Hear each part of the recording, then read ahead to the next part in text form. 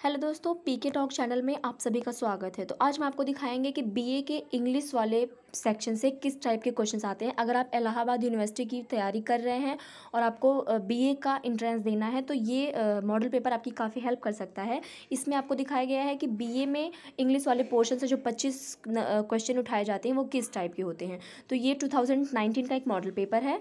तो चलिए इसे हम सॉल्व करते हैं। तो पहले देख रहे हैं कि हम पहले पार्ट में जो है वो एक पैसेज दिया गया है। उस पैसेज को पढ़ने के बाद हमें 5 क्वेश्चन दिए जाएंगे उस पैसेज से रिलेटेड, जो कि हमें मतलब उनके आंसर भी हमको पैसेज में ही मिल जाएंगे। तो चलिए हम सॉल्व करते हैं। तो ये कह रहा है कि read the following passage carefully and choose the most appropriate answer to each question out of the 4 alternatives given below it. तो मतलब ये कह रहा है कि पैसेज को आसानी से पढ़िए, उसके बाद इस पैसेज से 4-5 क्वेश्चन पूछे गए हैं नीचे, उनका जवाब आपको इसी में से देना है। तो हम पढ़ते हैं कि many sociologist have argued that there is a functional relationship between education and economic system. मतलब बहुत से समाजशास्त्रियों ने इस बात को रखी, मतलब इस बात पर बहस उठाया कि functional relationship means education system में, मतलब शिक्षा प्रणाली में, और इकोनॉमिक सिस्टम मतलब अर्थव्यवस्था की प्रणाली में एक रिलेशनशिप है। मीन्स एक ऐसा रिलेशनशिप है कि अगर हम, मतलब ये तो है ही कि अगर हम पढ़ रहे हैं तभी हम अगर हम एजुकेशन के फील्ड में आगे हैं तो ही हम इंडस्ट्रियल सिस्टम क्रिएट कर सकते हैं। तो फिर उसके आगे हम देखते हैं, they point to the fact that mass formal education began in industrial society and is an established part of all industrial societies. मतलब वो इस बात की तरफ भी इशारा करते हैं कि इंडस्ट्रियल सोसाइटी मतलब औद्योगिक समाज में सामूहिक औपचारिक शिक्षा शुरू हुई। तो ये जो सामूहिक औपचारिक शिक्षा शुरू हुई, ये क्या कहते हैं कि ये established part of all industrial societies है। मतलब ये सभी औद्योगिक समाजों का एक स्थापित रूप है। दे नोट तो हम यहाँ पढ़ रहे हैं, they note that expansion of economies of industrial societies is accompanied by a corresponding expansion of their educational system. Corresponding expansion हम कह सकते हैं मतलब अनुकूलता में जो विस्तार हुआ है। तो इसको हम कह सकते हैं कि अर्थव्यवस्था के विस्तार के साथ साथ उनकी शिक्षा प्रणाली का भी विस्तार हुआ है। मतलब एजुकेशनल सिस्टम में भी एक्सपेंशन हुआ है। तो they explain their correspondence in terms of the needs of industry for skilled and trained manpower. Skilled मतलब जिनके पास अच्छी कौशलता हो, और ट्रेंड मैन पावर मतलब प्रशिक्षण मानव बल।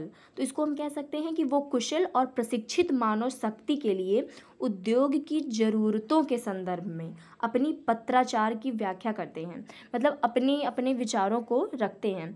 तो फिर उसके बाद train manpower needs which are met by educational system, और ये ज़रूरतें भी शिक्षात्मक प्रणाली से ही मिलती हैं। मतलब अगर हमारे पास शिक्षा होगी तो ही हम औद्योगिकी विकास में आगे कार्यरत रह पाएंगे। Thus the provision of mass elementary education in Britain in 1870 can be seen as, मतलब कि इस प्रणाली का मास एलिमेंट्री एजुकेशन इन ब्रिटेन, मतलब इस प्रकार ब्रिटेन में सामूहिक प्रारंभिक शिक्षा के प्रावधान को, सामूहिक प्रारंभिक शिक्षा मतलब needs for a literate and numerate, हाँ तो हम देखते हैं कि ब्रिटेन में 1870 में can be seen as a response to the needs of industry की जो नीड हुई, उसका मतलब इंडस्ट्री की जो ज़रूरत पड़ी for a literate and numerate workforce. Literate मतलब साक्षर हम कह सकते हैं। तो इनकी जो ज़रूरत पड़ी for a literate and numerate workforce at a time when industrial processes were becoming more complex. तो इसको हम कह सकते हैं कि यह तो उद्योग की ज़रूरतों की प्रतिक्रिया के रूप में देखा जा सकता है। और उस समय की बात है जब औद्योगिक प्रक्रियाएं बहुत कठिन हुआ करती थी और तकनीकी कौशलों की मांग बहुत ज़्यादा हुआ करती थी। तो फिर उसके बाद ये था हमारा पैसेज का मतलब ट्रांसलेशन। तो हम क्वेश्चन की तरफ चलते हैं। तो पहला क्वेश्चन कहता है कि the industry needs a literate workforce because, मतलब इंडस्ट्री औद्योगिक को एक साक्षर कार्यबल की ज़रूरत है। क्यों ज़रूरत है? क्योंकि पहला ऑप्शन है it depends heavily on expertise. कह रहा है कि ये मतलब पूरी तरह से एक्सपर्ट मीन्स आप कितने ज़्यादा एक्सपर्ट हो इस पर डिपेंड करता है। नहीं, ये तो बिल्कुल नहीं है। It's expansion requires sorry it's expansion requires sound learning. मतलब कि इसका जो एक्सपैंड मीन्स जिस दर से ये विस्तार हो रहा है वो उसको ज़रूरत है साउंड लर्निंग की, ये भी गलत है। It promotes a competitive spirit मतलब ये कंपटीशन की भावना बढ़ाता है, बिल्कुल नहीं, ये भी गलत है। Its operation needs high technical knowledge, ये सही है आपका। तो कौन सा सही हुआ आपका? ये its operation needs high technical knowledge, मतलब इसका जो ऑपरेशन है उसको ज़्यादा से ज़्यादा टेक्निकल नॉलेज की ज़रूरत है। टेक्निकल मतलब तकनीकी शिक्षा की ज़रूरत है। तो ये चौथा ऑप्शन आपका सही है। तो हम अगला क्वेश्चन देखते हैं। By functional relationship is meant, मतलब यहाँ फंक्शनल रिलेशनशिप का जो मतलब है वो एक शॉर्ट टर्म रिलेशनशिप, ये तो गलत ही है। और टेम्परोरी अरेंजमेंट तो बिल्कुल नहीं, मीन्स कि कह रहा है कि कोई ऐसे टेम्परोरी मीन्स जो हमेशा ना रहे, जो थोड़ी देर के लिए रहे, ऐसा अरेंजमेंट ये तो बिल्कुल नहीं है। Practical and utilitarian relationship. Practical मतलब पूरी तरह से जो आपको दिखाया जाए, करके दिखाया जाए, प्रैक्टिकली दिखाया जाए ऐसा, और उपयोग करने लायक ऐसा रिलेशनशिप जो हो। तो यही आंसर आपका सही है, बाकी क्लोज एंड अनब्रेकेबल तो हो ही नहीं सकता। तो यहाँ आपका तीसरा ऑप्शन सही है। तो अब हम थर्ड क्वेश्चन की तरफ बढ़ते हैं। तो थर्ड क्वेश्चन हमारा क्या कहता है कि the sociologist referred to the passage से the relationship between industry and elementary education was one, मतलब सोशियोलॉजिस्ट के अकॉर्डिंग जो इन दोनों का रिलेशनशिप था वो क्या था? बेस्ड ऑन म्यूचुअल नीड्स, ये यही सही है। मतलब दोनों के परस्पर ज़रूरतों पे बेस था, मतलब इकोनॉमिक सिस्टम और एजुकेशन सिस्टम दोनों के परस्पर ज़रूरतों का एक बेसमेंट था। ये पहला सही है। Based entirely on the need of industry तो बिल्कुल गलत है। मतलब हम इसीलिए थोड़ी ना पढ़ाई कर रहे हैं कि हमको सिर्फ इंडस्ट्री बनानी है, खड़ी करनी है, तो ये तो गलत है। फिर उसके बाद हम तीसरा ऑप्शन देख रहे हैं, based entirely on economic need, ये भी गलत है। Based on some inexplicable historical force, ये भी गलत है। तो चौथा क्वेश्चन देखते हैं। The author argues that, author लोग क्या बहस करते हैं? पहला option, formal education can be traced to industrial society. तो मतलब कह रहे हैं फॉर्मल एजुकेशन जो है वो इंडस्ट्रियल सोसाइटी को ट्रेस कर सकता है, ये गलत है। ये गलत है। तो हम देखते हैं अगला ऑप्शन क्या है। Industrial society change the pattern of education, industrial society education का पैटर्न तो कभी चेंज ही नहीं कर सकती, ये भी गलत है। तो उसके बाद से industrial society is responsible for expansion of education at the mass level, ये एग्जैक्टली सही है। मतलब बहुत भारी पैमाने पे एजुकेशन सिस्टम का विस्तार करने के लिए इंडस्ट्रियल सोसाइटी रिस्पॉन्सिबल है। और चौथा क्या था? Industrial society change the pattern of education, ये भी गलत है, ये पैटर्न चेंज कर ही नहीं सकती। तो सी वाला ऑप्शन सही है। तो चलिए हम अगले क्वेश्चन पे चलते हैं, जो कि टर्म मतलब सेकंड सेक्शन। तो यहाँ हमारा पैसेज वाला क्वेश्चन खत्म हुआ। अगर आप पैसेज अच्छे से पढ़े हुए हो तो आपको क्वेश्चन सॉल्व करने में कोई प्रॉब्लम नहीं होगी।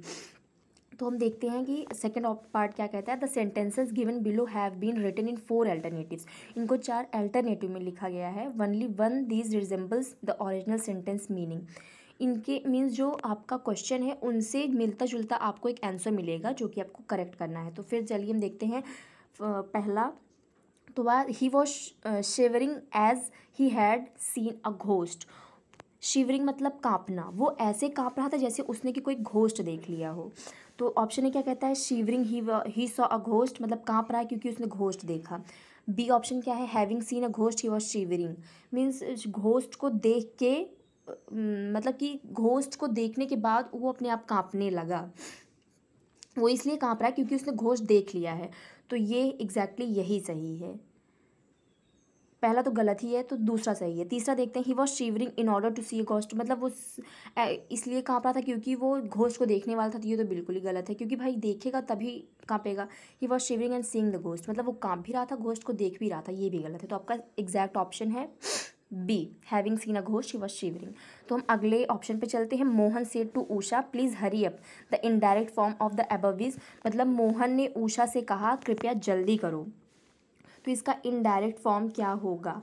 तो जैसे कि हमको पता है सेड टू ये पास्ट में है, तो रिपोर्टिंग वर्ब जो होगा ये पक्का चेंज होगा। मीन्स कि रिपोर्टिंग वर्ब अगर पास्ट में है तो उसकी रिपोर्टिंग स्पीच जो होगी वो उसका फॉर्म उसके टेंस का फॉर्म चेंज हो जाएगा। तो इसका क्या हो जाएगा? हाँ, तो इसका क्या हो जाएगा? मोहन रिक्वेस्टेड उषा, मतलब कि यहाँ रिक्वेस्ट कर रहे हैं कि कृपया जल्दी करो, तो Mohan requested Usha to hurry up, यही सही होगा। मोहन टोल्ड उषा, ये हो सकता था, लेकिन यहाँ बात रिक्वेस्ट की है तो ये गलत होगा।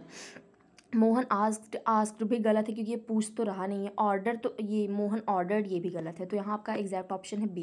क्वेश्चन नंबर 7 देखते हैं। Sujata said to Rita you are not my daughter, मतलब सुजाता रीता से कहती है तू मेरी बेटी नहीं हो। तो हम थोड़ा जल्दी जल्दी करने की कोशिश करते हैं क्योंकि हमें बहुत सारे क्वेश्चन सॉल्व करने हैं।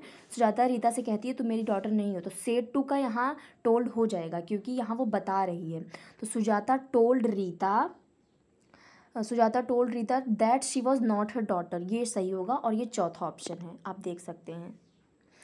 तो इसके आगे हम चलते हैं। यहाँ क्या करना है, identify the word with correct spelling, यहाँ मतलब स्पेलिंग करेक्ट करनी है। तो कमीशन की स्पेलिंग आपको पता होनी चाहिए। कमीशन की स्पेलिंग क्या होगी, COMMISSION। तो यहाँ जो करेक्ट ऑप्शन होगा वो आपका होगा पहला, मतलब पहला ऑप्शन आपका करेक्ट है। तो अगला हम देखते हैं 9th का। 9th में क्या है, ओकेजनली मीन्स आपको ओकेजन की स्पेलिंग तो पता होगी, OCCASION होता है। तो फिर उसके बाद उसी में LLY लगा देना है, तो हमारा सी वाला ऑप्शन यहाँ सही होगा। क्वेश्चन नंबर 10 की बात करें, सैटेलाइट, तो सैटेलाइट का तो पहला ही सही है, SATELLITE, तो यहाँ पहला ऑप्शन सही होगा। फिर उसके बाद हम अगले क्वेश्चन पे आगे बढ़ते हैं। क्वेश्चन नंबर नेक्स्ट पार्ट में चलते हैं। In each of the following sentence find the which part, हाँ तो यहाँ हमें देखना है कि मतलब एक सेंटेंस दिया गया है जो कि 3-4 पार्ट में दिया गया है, उसमें बताना है कि इसमें कौन सा पार्ट गलत है। The school is within 100 yards from my house, मतलब स्कूल जो है वो मेरे घर से 100 गज की दूरी पे है, तो गज की दूरी पे तो हो नहीं सकता, तो इसलिए बी पार्ट गलत होगा। ये द स्कूल इज़ जो है वो ए पार्ट है, विद 100 yards जो है ये बी पार्ट है, तो बी पार्ट गलत है। द ब्लाइंड्स, यहाँ पहला ही पार्ट गलत है क्योंकि डिज़र्व और सिंपथी, मतलब अंधों को हमारी सिंपथी, अंधे जो होते हैं वो हमारी सिंपथी डिज़र्व करते हैं, तो यहाँ अंधा मतलब एक अंधे की बात हो रही है, तो यहाँ ए ऑप्शन गलत है। तीसरा देखते हैं, the audience are requested, audience से रिक्वेस्ट किया गया to be sit in its seat, ये गलत है, यहाँ इट्स नहीं होगा देयर होगा, सो यहाँ पर सी पार्ट गलत है। अगले सेक्शन में चलते हैं। Question are given with blanks to filled with appropriate word, मतलब ब्लैंक दिया गया है, इसको वर्ड से भरना है, नीचे वर्ड दिए गए हैं इनकी हेल्प से। तो he has a good dash over English and south Indian, तो फिर यहाँ एक एग्जैक्ट ऑप्शन होगा। अथॉरिटी तो गलत ही है, एक्सपर्टाइज ये भी नहीं होगा, एक्सपर्ट मतलब जो एक्सपर्ट रहने की हिम्मत रखे, बट यहाँ वो वर्ड नहीं लगेगा, होल्ड भी नहीं लगेगा, यहाँ कमांड लगना है। He has a good command over English and south Indian. Question number 15 देखते हैं। नो fewer than 20 boys, मतलब 20 बच्चों से कम तो नहीं ही 50 में फेल हुए हैं, तो यहाँ लेस भी नहीं होगा, फ्यू लिटिल भी नहीं होगा, फेवर होगा। 16 ही इज़ टू डल, वह बहुत ही ज़्यादा डल है, डल मीन्स हम कह सकते हैं वीक है, मीन्स डम्प है, किस में डम्प है, टू सॉल्व द प्रॉब्लम को सॉल्व करने में। तो हम अगले सेक्शन में चलते हैं। In each follow question an idiomatic expression और proverb has been given, means मुहावरे और लोकोक्तियों की बात की गई है, ऊपर एक वर्ड दिया गया है, उनसे मिलाना है हमको। अ बर्ड्स आई वीव, जिसे हम कहते हैं विहंग दृश्य, मतलब जो एल्टीट्यूड बहुत ऊपर से देखा जाए और चारों तरफ के नज़ारे कैच कर लिए जाएँ, तो इसका एग्जैक्ट ऑप्शन ब्यूटीफुल व्यू तो कतई नहीं होगा क्योंकि यहाँ पूरे नज़ारे को एक साथ कैप्चर करने की बात हो रही है। एंड अगली व्यू ये भी नहीं होगा, नैरो वीव, ये भी नैरो मतलब छिछला जो, वो भी नहीं होगा। एंड ओवरऑल वीव ये सही है, इसमें डी होगा। हरक्यूलियन टास्क क्या था हरक्यूलियन टास्क हमको पता है, वर्क रिक्वायरिंग ग्रेट एफर्ट, एक ऐसा वर्क जो कि ग्रेट एफर्ट रिक्वायर करता है, यही पहला सही है। इम्पॉसिबल टास्क नहीं होगा, एन इजी वर्क भी नहीं होगा, एंड इंटायरली न्यू टास्क ये भी नहीं होगा। तो एन एक्स टू ग्राइंड ये हमको पता है, एक्स टू ग्राइंड मतलब कि अपना वो क्या कहते हैं, स्वार्थ साधना, अपना स्वार्थ निकालना, तो इसका क्या होगा, हैव प्रोमिसेस टू फुलफिल, मतलब आपके पास बहुत वादे हैं जो कि पूरे करने हैं, ये भी नहीं होगा।